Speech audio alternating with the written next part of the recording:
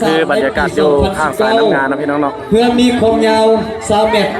สามารถนั่งได้24 พายติดด้วยไม้ยุงหอม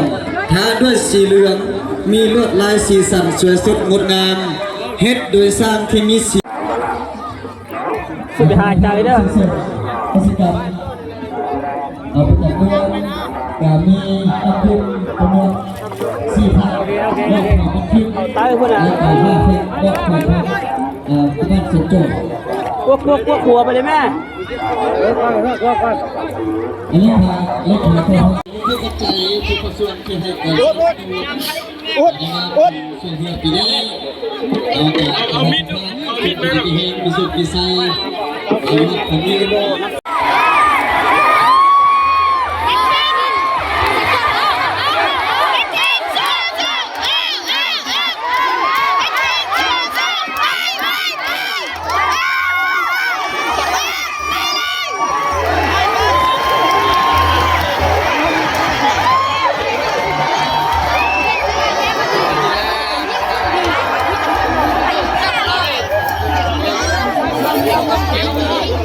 เฮือนที่ไว้เฮือนตรงนี้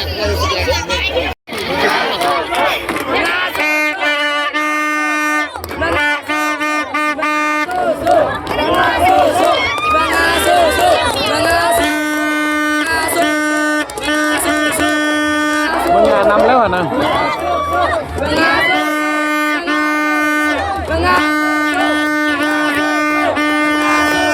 โอ้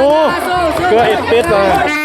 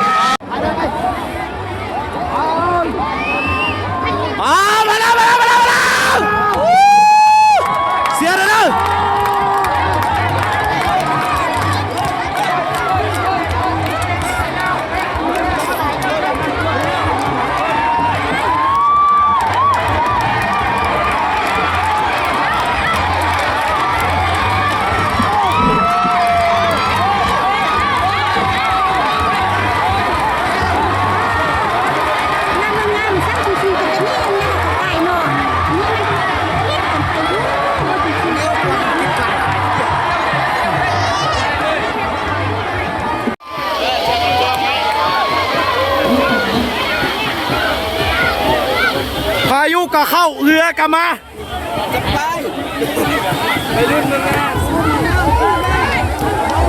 เอาเรือมาแล้วเด้อพี่น้อง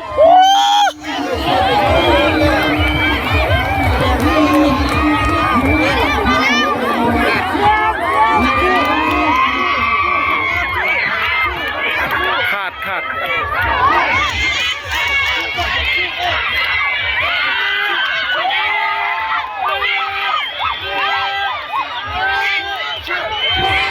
โดนนิ้วกับจะเนี่ยมือกี้หน่อย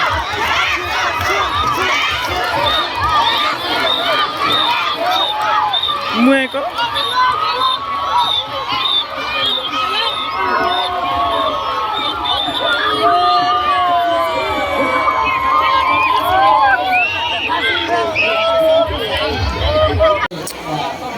เกิดอุบัติเหตุเด้อพี่น้องเด้อพายุเข้า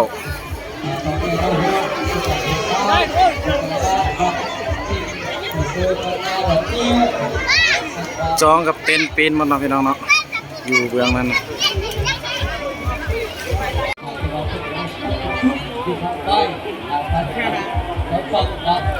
ด้านนั้นกับพายุเข้านะพี่น้องเนาะที่ไรเต็นท์ปีนบัด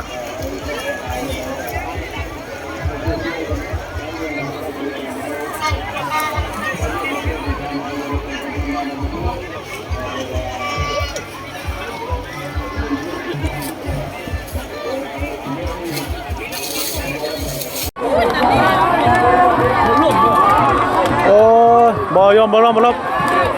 มาแล้ว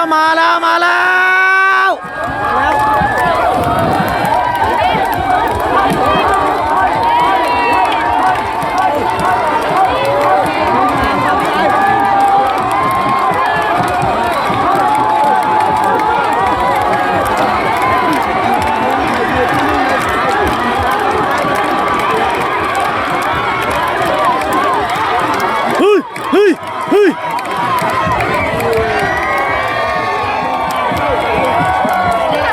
ยังแค้นน่ะงอนลงหนอมันจังสุด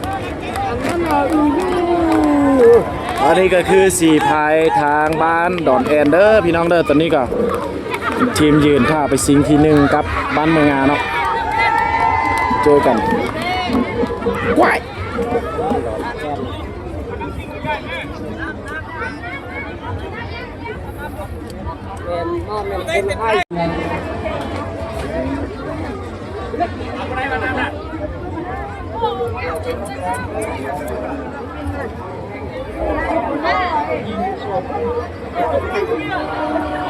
แล้วก็เป็นทางรถไฟลาวจีนนะพี่น้องเนาะชุดแล้วมันคันสีฟ้าเขาเต้นนะสีขาวเนาะไม่นะไม่อยู่อะไรวะพี่หรือเนาะ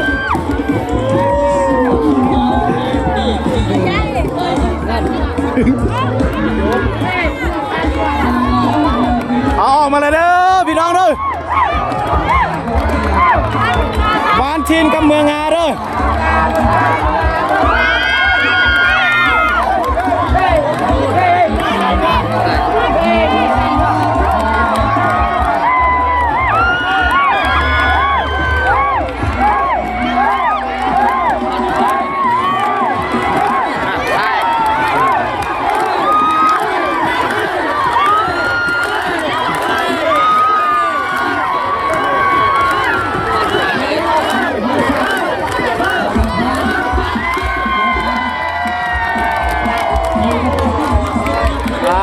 จบไปแล้วจะเป็นทางเมืองงาเนาะคือทัศนะเนาะ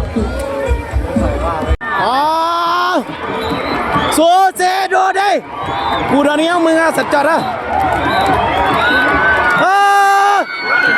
สองไอ้น้องสู้กันแล้วเด้อไปรอดิว้าเกี่ยวสู้เจ้าสายน้อง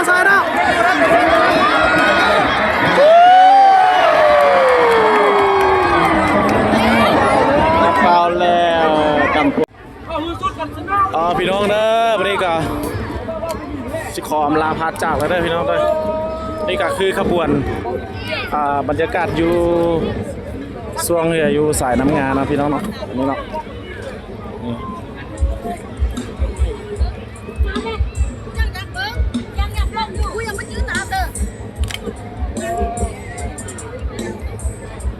เป็นบรรยากาศอยู่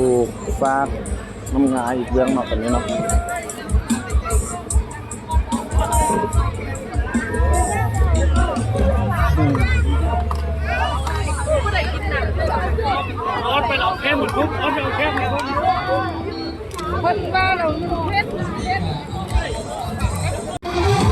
นี่ก็คือบรรยากาศอยู่ทางด้านลุ่มของสายน้ำงานนะพี่น้องเนาะตอนนี้เนาะ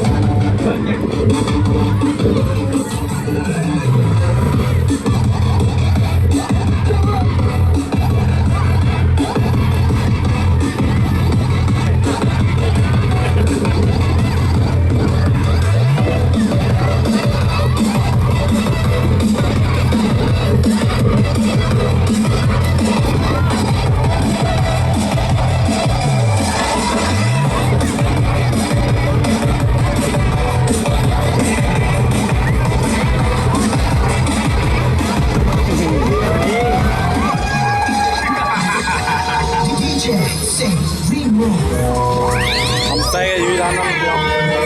กายห้ามแก้เสื้อได้ผู้หญิงแก้ได้นะผู้หญิงแก้เลยเสื้อว้าโอ้โหยก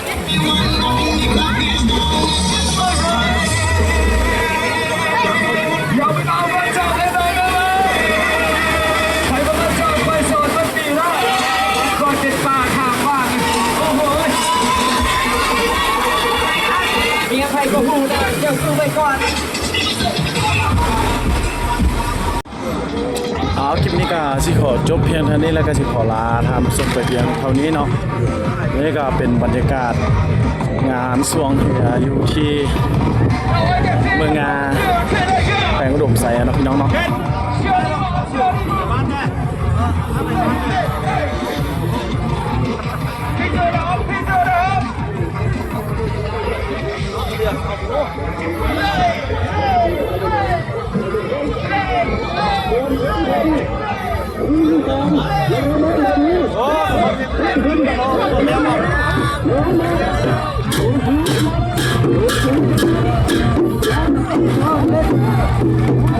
เที่ยวนี่ไหม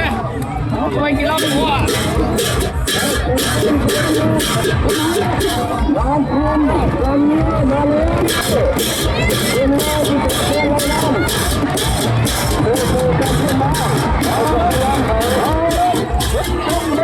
แล้วก็จะเป็นสีพายทางยิงตอนนั้นเนาะสีพายมาเนาะพี่น้องเนาะคือบ้านทิ้งกับตอนนี้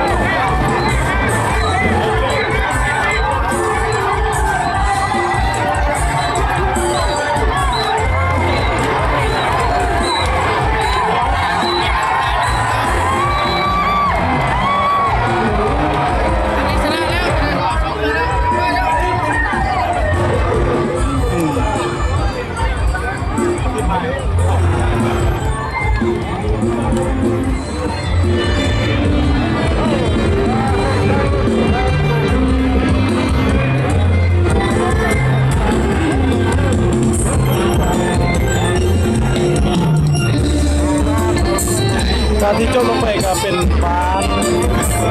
นิ้วเนาะเป็นไฟสนาเนาะ